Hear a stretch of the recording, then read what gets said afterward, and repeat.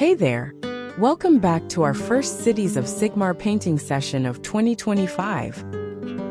In the next few episodes of our Ironweld Great Cannon painting series, we'll be working through the accessories one by one before tackling the base.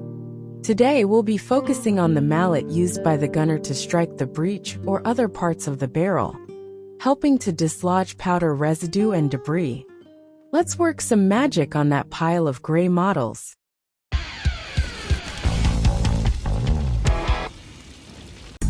Painting the mace is going to be a straightforward process.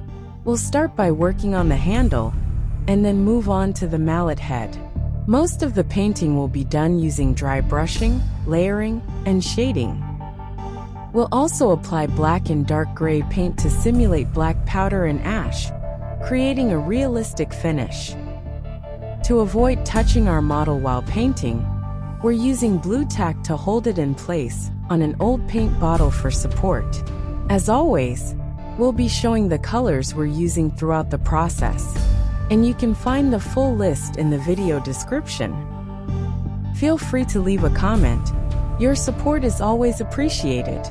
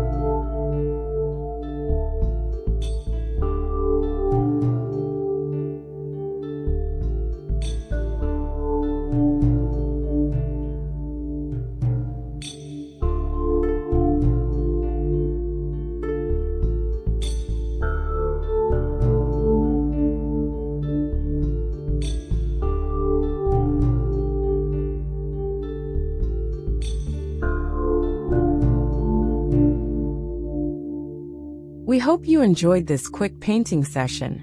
In the next episode of our Cities of Sigmar series, we'll be painting the lever used by the artilleryman to adjust the cannon's angle. Thanks for joining us today. Until next time, keep on painting and take care.